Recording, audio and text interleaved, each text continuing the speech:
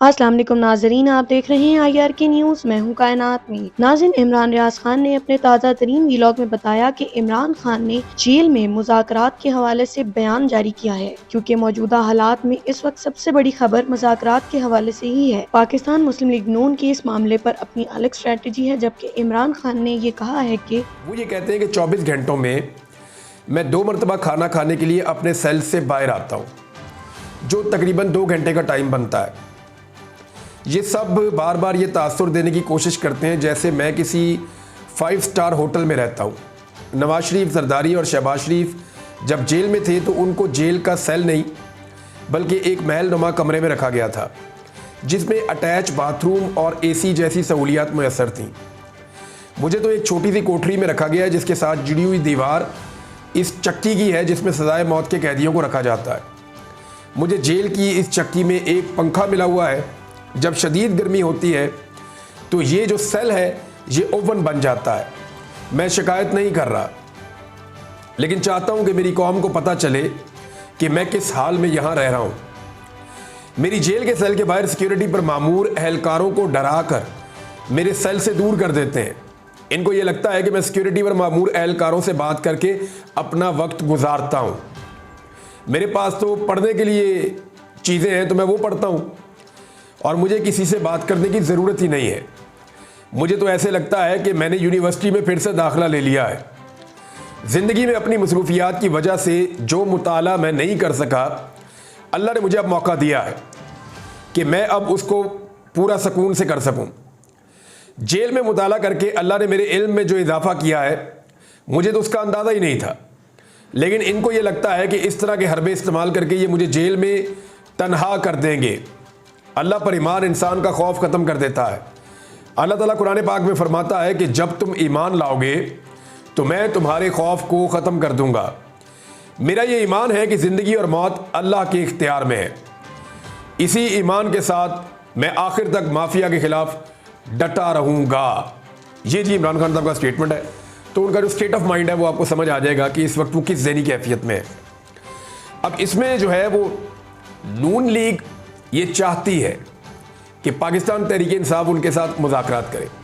मैं आपको फिर बता देता हूँ और अभी साबित कर दूंगा कि नून लीग ये चाहती है कि तहरीक इंसाफ या इमरान खान साहब या उनकी जमात नून लीग के साथ मुज़ाकरात करे। नवाज शरीफ साहब ने दूसरे लफ्ज़ों में इस ख्वाहिश का इजहार किया कि जनाब सारी सियासी जमातें इकट्ठी हो जाएं, स्टेक होल्डर सारे बैठ जाएं, इदारे भी बैठ जाएं, सारे बैठ जाएं। अब नवाज शरीफ ने जब कहा कि इदारे बैठ जाएं तो उसका मतलब फ़ौज है और कोई इदारा इतना नहीं, जजों ने तो आगे बैठना नहीं है, एस्टेब्लिशमेंट तो फौज की है ना। जज तो नहीं आगे बैठेंगे मुज़ाकरात के अंदर, या वापडा ने तो आगे मुज़ाकरात के अंदर नहीं बैठना, या अगर कोई मुज़ाकरात होने हैं मुल्क के बारे में तो उनमें वासा ने तो आगे नहीं बैठना। असल में तो बैठना है एस्टेब्लिशमेंट ने, जो मिलिट्री एस्टेब्लिशमेंट है। तो मियाँ साहब जब इदारे कहते हैं कि वो भी बैठ जाए तो इट मीन्स कि वो जिन इदारों की बात करते हैं वो सबको पता है, फौज की बात करते हैं। तो मियाँ साहब भी अब हार मान चुके हैं। यानी नवाज शरीफ बोले कि फौज के साथ बैठ के सब बात करते हैं तो ऐन जमहूरी और ठीक है। इमरान खान कहे कि इन सियासतदानों के पल्ले कख नहीं है, ये चोर हैं, मेरा मैंडेट चोरी करके डकैती मार के जाली फॉर्म 47 पे आए हुए। तो मैं तो बात करूंगा मिलिट्री एस्टेब्लिशमेंट के साथ, क्योंकि उनके पास इख्तियारात हैं इस वक्त और वही फैसले करने की ताकत रख रहे हैं इस वक्त, और उन्हीं के साथ हमारा मामला खराब हुआ इस वक्त। और मैं डील नहीं करना चाहता, वो ये कहता है कि मैं ये चाहता हूं कि मामला दुरुस्तगी की तरफ जाए। पाकिस्तान के हालात बहुत खराब हो गए, जो कुछ किया गया उसकी वजह से तो पाकिस्तान के हालात खराब हो गए। अब नून लीग चाहती है कि मुज़ाकरात करें। नून लीग मुज़ाकरात के लिए मिन्नतें भी करती है। शहबाज शरीफ ने कहा कई मरतबा, राना सनाउल्लाह ने कहा, मुसद्दिक मलिक साहब ने कहा।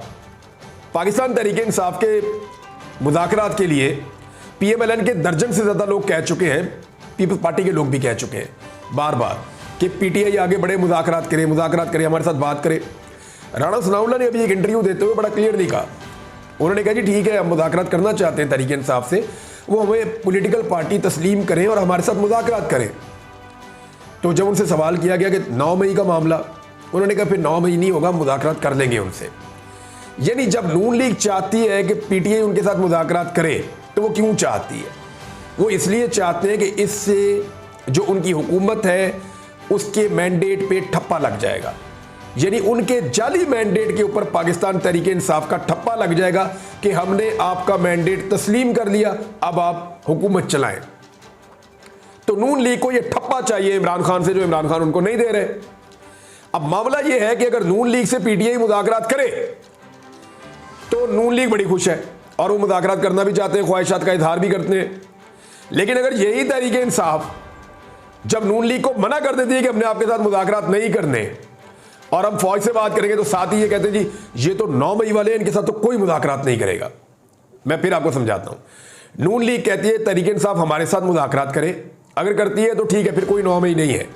लेकिन अगर तहरीक इंसाफ हमारे साथ मुज़ाकरात नहीं करती और मामला तय करती है एस्टेब्लिशमेंट के साथ कि जनाब ये बंद करवाई जाए 2 नंबरी जो पाकिस्तान में हो रही है, तो इस पे फिर नून लीग जो है वो 9 मई के ताने देना शुरू हो जाती है फौरी तौर पे। वो एक्चुअली एस्टेब्लिशमेंट को भी खौफजदा करना चाहते हैं 9 मई का ताना देकर, और एक कन्फ्लिक्ट वाला या तसादुम वाला माहौल भी बनाना चाहते हैं।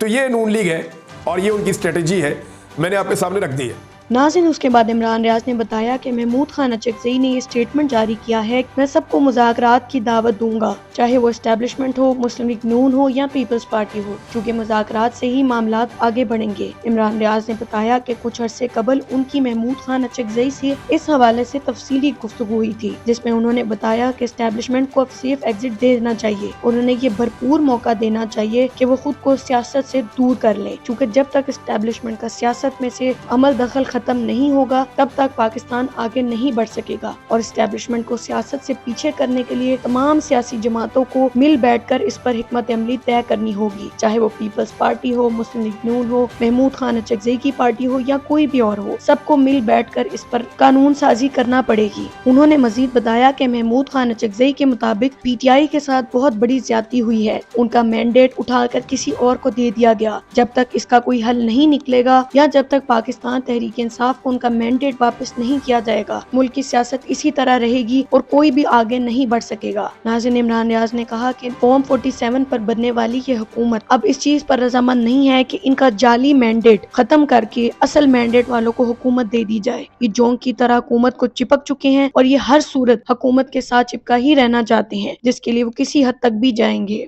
एनालिसिस मेरा ये है कि मुज़ाकरात की बत्ती के पीछे लगा के ना हुकूमत कार्रवाइयाँ डाल रही है, हुकूमत अपने नंबर पूरे कर रही है। यानी राणा सनाउल्लाह साहब ने बड़ा क्लियरली, नईम अशरफ भट्ट साहब है जर्नलिस्ट, उनको उन्होंने एक इंटरव्यू दिया और उसमें खबर ये निकली कि राणा सनाउल्लाह साहब ने कहा कि जो कादी फ़ायद ईसा साहब है ना, वो एक्सटेंशन नहीं लेना चाहते। जब उन्हें कहा गया तो उन्होंने कहा मैं एक्सटेंशन नहीं लेता, लेकिन अगर तमाम जजेस की मुद्दत मुलाजमत बढ़ जाती है या उम्र की हद बढ़ जाती है जजेस की, तो उस पर मुझे कोई एतराज़ नहीं होगा। यानी कादी फ़ायद ईसा साहब ये चाहते हैं कि उनको एक्सटेंशन देकर सिंगल आउट ना किया जाए, बल्कि एक कानून ऐसा बना दिया जाए जिसके ज़रिए से जजों की उम्र की हद बढ़ जाए और उसका फ़ायदा काजी फ़ायद ईसा साहब को हो जाए। अच्छा, उसका एक तो पीटीआई को नुकसान होगा। कादी फ़ायद ईसा साहब ने जो पीटीआई के साथ किया है वो वही करेंगे अगर उन्हें फर्दर काम करने की इजाज़त मिल जाती है या कोई कानून ऐसा बन जाता है। लेकिन राणा साहब ने साथ ही कहा कि हमारे पास आईनी तरमीम के लिए वोट पूरे नहीं है, वोट पूरे होंगे तो फिर ये आईनी तरमीम करेंगे, ये राणा सनाउल्लाह साहब ने कहा। तो मेरे ख्याल में मुज़ाकरात के ट्रक की बत्ती के पीछे लगा के ना हुकूमत कार्रवाइयाँ डाल रही है। एक कार्रवाई तो उन्होंने ये डाल दी कि उन्होंने अपने नंबर वो पूरे कर रहे हैं, यानी किसी तरह भी वो अपने नंबर पूरे कर रहे हैं। और मुबैना तौर पर कुछ खबरों के मुताबिक फजलुर रहमान साहब के साथ उनके मामला अभी ख़त्म नहीं हुए, वहाँ डील चल रही है। कुछ चीज़ें फजलुर रहमान साहब ने मांगी हैं, हो सकता है कि वो चीज़ें हुकूमत फजलुर रहमान साहब को दे दे, और अगर वो दे देती है तो फिर फजलुर रहमान साहब हुकूमत का साथ दे सकते हैं। ये खबरें आ रही हैं, ये मेरी खबर नहीं है, क्योंकि मेरी नज़र में अभी भी मौलाना फजलुर रहमान साहब जो है वो स्टेटस को के साथ बड़े कंफर्टेबल तो होते हैं, लेकिन कोई भी सियासतदान इतनी बड़ी कीमत नहीं अदा कर सकता कि अपनी सियासत ही तबाह कर ले कुछ ओहदों के पीछे। तो फजलुर रहमान साहब अगर अपनी एक सियासी खुदकुशी करना चाहते हैं तो ये उनकी अपनी मर्जी है, लेकिन इसी कशमकश के माहौल में हुकूमत ने सुप्रीम कोर्ट ऑफ पाकिस्तान में जजेस की तादाद बढ़ाने का एक तरमीमी बिल सेनेट में पेश कर दिया। यानी यहाँ सेनेट से वो काम शुरू कर रहे हैं, बाद में वो जाएंगे कौमी असम्बली में और वो अपना एक बिल पास करवा लेंगे। ये कोई इतना मुश्किल नहीं होगा, सेनेट में इन्होंने पेश कर दिया। ये एक्चुअली अपने जो जजेस की जो तादाद है उसको बढ़ाकर 21 करना चाहते हैं। ये सेनेटर अब्दुल कादिर ने बिल पेश किया और जजेस की तादाद वो कहते हैं जी कम है और केसेस लगने में कई साल लग जाते हैं और इसलिए अब जजों की तादाद बढ़ाने का बिल पेश किया जा रहा है और इसमें जो जजेस हैं उनकी तादाद बढ़ाकर अब 21 कर दी जाएगी। यानी चीफ जस्टिस के अलावा मज़ीद वहाँ पे 20 जजेस मौजूद होंगे, क्योंकि फुल कोर्ट में काजी फ़ायद ईसा साहब को शिकस्त हो चुकी है और हुकूमत को वहाँ पे शिकस्त हो चुकी है। तो हुकूमत हम ख्याल जजों को लाना चाहती है सुप्रीम कोर्ट ऑफ पाकिस्तान में मुबैना तौर पे, और यही एलिगेशन पाकिस्तान तहरीक इंसाफ लगा रही है। उनका ये कहना है कि क्योंकि सुप्रीम कोर्ट ऑफ पाकिस्तान के जो इस वक्त के नंबर्स हैं, कोर्ट रिपोर्टर से जब मैं बात करता हूँ तो वो ये कहते हैं कि 10 के करीब जजेस जो है वो काजी साहब की सोच से इख्तलाफ रखते हैं, जबकि 8 जजेस ऐसे हैं जो काजी साहब की सोच से इत्तफाक रखते हैं। तो ये 18 हो गए। एक जज जो है उनके बारे में सब लोग कंफ्यूज हैं, और अगर यहाँ पे 4 जजेस मज़ीद लाए जाते हैं तो फिर ये जजेस की तादाद बढ़ के काफ़ी ऊपर चली जाएगी। 21 करने की कोशिश कर रहे हैं। तो अगर मज़ीद जज लाए जाते हैं तो वो जज लाने पड़ेंगे जो जज पूरी तरह से काजी फ़ायद ईसा साहब की हमायत में हो। अब एक बात है कि जस्टिस आमिर फ़ारूक साहब, उनका सबसे पहले हक बनता है जो इस्लामाबाद हाई कोर्ट के चीफ जस्टिस हैं कि सीनियरिटी की बुनियाद के ऊपर उनको सुप्रीम कोर्ट ऑफ पाकिस्तान में पहुंचाया जाए। अब आमिर फ़ारूक साहब को पहुंचाना इसलिए भी मेरे ख्याल में टेक्निकली ज़रूरी है कि उनके खिलाफ इमरान खान साहब ने एक बड़ा तगड़ा रेफरेंस दायर किया हुआ है और उस रेफरेंस में उनके लिए बड़ी सीरियस मुश्किलात हैं, क्योंकि 3 मुअज़्ज़िज़ जज साहिबान जो हैं इस्लामाबाद हाई कोर्ट के, उन्होंने तो पूरा का पूरा कुछ 30-40 सफ़े लिखे हुए हैं और वो बता रहे हैं मिसकंडक्ट की पूरी कहानी। तो आमिर फ़ारूक साहब के लिए मुश्किलात बहुत ज़्यादा है, तो उन्हें सुप्रीम कोर्ट ऑफ पाकिस्तान में भिजवाएं, क्योंकि वो फिर एक नई अपॉइंटमेंट हो जाती है तो उसमें उनकी बचत हो सकती है। लेकिन अगर वो इस्लामाबाद हाई कोर्ट के चीफ जस्टिस रहते हैं तो उन्हें इस रेफरेंस का सामना करना पड़ेगा। अभी नहीं करेंगे तो जस्टिस मंसूर अली शाह साहब के दौर में करना पड़ेगा, तो ये मुश्किलात उनके लिए आ जाएंगी। नाज़रीन, उन्होंने कहा अगर अभी नहीं तो बाद में जस्टिस आमिर फारूक को इस रेफरेंस का सामना करना पड़ेगा, और निज़ाम को ये लगता है कि अगर chief justice Islamabad high court Aamir Farooq Islamabad high court से चले जाते हैं तो मामलात उस तरह से मैनेज नहीं हो सकेंगे जैसे आमिर फारूक के होते हो रहे हैं। दूसरा मसला ये है कि जस्टिस आमिर फारूक के जाने की सूरत में justice Mohsin Akhtar Kiyani chief justice Islamabad high court बन जाएंगे, जिनकी सोच मौजूदा सेटअप के साथ बिल्कुल भी मैच नहीं करती और वो आजाद राय रखने वाले जस्टिस हैं। लिहाजा ताकतवर हलकों का इस्लामाबाद हाई कोर्ट से उस तरह से काम लेना मुमकिन नहीं रहेगा जिस तरह वो आमिर फारूक के होते हुए ले रहे हैं। इसी वजह से आमिर फारूक के लिए आइंदा आने वाले दिन इंतहाई अहमियत के हामिल होंगे कि क्या वो सुप्रीम कोर्ट जाएंगे या उन्हें इस्लामाबाद हाई कोर्ट में ही मैनेज किया जाएगा। बहरहाल जो भी हो, आमिर फारूक का इस्लामाबाद हाई कोर्ट में रहना खुद आमिर फारूक के लिए और हुकूमत के लिए भी इंतहाई जरूरी है, क्योंकि इस सब के बगैर इस्लामाबाद हाई कोर्ट को पाकिस्तान तहरीक इंसाफ को दबाने के लिए इस्तेमाल नहीं किया जा सकेगा। नाज़रीन, उसके बाद उन्होंने मुराद सईद के हवाले से एक अहम अपडेट देते हुए बताया कि मुराद सईद के बारे में एक खबर चल रही है, पूरे पाकिस्तान के मीडिया पे हेडलाइंस चलवाई जा रही है, छपवाई जा रही है कि जनाब खैबर पख्तूनख्वा की हुकूमत का मुराद सईद से राब्ता, मुराद सईद ने मशवरे दिए या इन्फ्लुएंस किया। भाई, एक तो मुराद सईद वो कहा जा रहा है जी वो इश्तिहारी हैं और वो मौजूद नहीं है और उनकी गिरफ्तारी मतलूब है, तो वो कैसे मशवरा दे सकते हैं? अच्छा, इसका किसी के पास कोई सबूत नहीं है। मुराद सईद ने खैबर पख्तूनख्वा की हुकूमत के साथ रब्ता किया, किसी के पास कोई सबूत नहीं है। मुराद सईद के मशवरों में खैबर पख्तूनख्वा हुकूमत चल रही है, इसका भी किसी के पास कोई सबूत नहीं है। लेकिन मेरे पास कुछ सबूत है जिसमें पाकिस्तान के मीडिया ने बेशर्मी दिखाई थी। क्या याद है 2022 में नवाज शरीफ साहब बरतानिया में थे और शहबाज शरीफ पूरी कैबिनेट लेकर जाते थे 2022 में, 2023 में पूरी काबीना उठाकर ले जाते थे जाके लंदन में मियां नवाज शरीफ साहब के उन अपार्टमेंट्स में बैठ के जिनके पैसों का वो हिसाब नहीं दे सके, वहां पे बैठ के मशवरे करते थे। यानी बड़ी तैनातियों के मशवरे मियां नवाज शरीफ ने किए, बड़ी एक्सटेंशंस के जो मशवरे हैं वो मियां नवाज शरीफ साहब ने वहां दिए और फैसले किए मियां नवाज शरीफ ने। और मियां नवाज शरीफ कौन थे?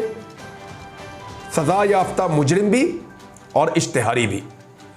यानी मुराद सईद तो मुल्जिम है ना, नवाज शरीफ मुजरिम, सजा याफ्ता और इश्तिहारी, और पाकिस्तान की कैबिनेट जाके वजीर आजम जाके उनसे मशवरा लेकर फैसला करता है कि पाकिस्तान को कैसे चलाना है और किसको किस ओहदे पे बिठाना है।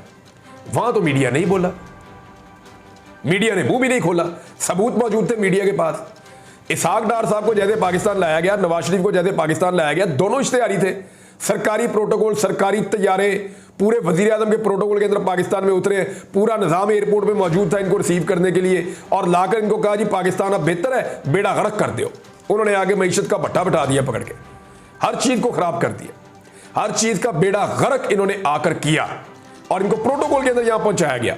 तो ये इश्तिहारी नहीं थे उस वक्त। तो पाकिस्तान का मीडिया रिपोर्ट कर रहा था, पता नहीं ये कहाँ लेकर जा रहे हैं पाकिस्तान को एशियन टाइगर बनाने के लिए आ गए, पाकिस्तान में महंगाई का ये खात्मा कर देंगे। मीडिया को तब नजर नहीं आया कि कोई इश्तिहारी है, वो हुकूमत चला रहा है और बबांगे दोहल कह रहे हैं कि वो फैसले कर रहा है, और यहां पे एक शख्स जिसके बारे में कोई सबूत भी नहीं है उस पर मीडिया हेडलाइंस छाप रहा है।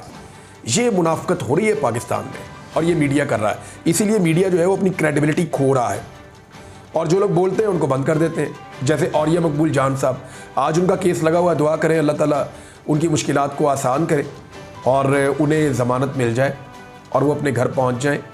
उम्मीद करते हैं कि अदालत से उन्हें इंसाफ मिलेगा। नाज़रीन, आखिर में उनका ये कहना था कि जब मियां नवाज शरीफ साहब बाहर से बैठकर तमाम मामलात देख सकते हैं तो आखिर मुराद सईद क्यों नहीं। अव्वल तो मुराद सईद इस तरह का कुछ कर नहीं रहे, लेकिन अगर वो कर भी रहे हैं तो जब बाकी सियासतदान कर सकते हैं तो मुराद सईद के लिए दोहरा मयार क्यों। अब तक के लिए इतना ही। देखते रहिए IRK न्यूज़ और अपने इस चैनल को लाइक और सब्सक्राइब करना ना भूलिएगा। अल्लाह हाफिज।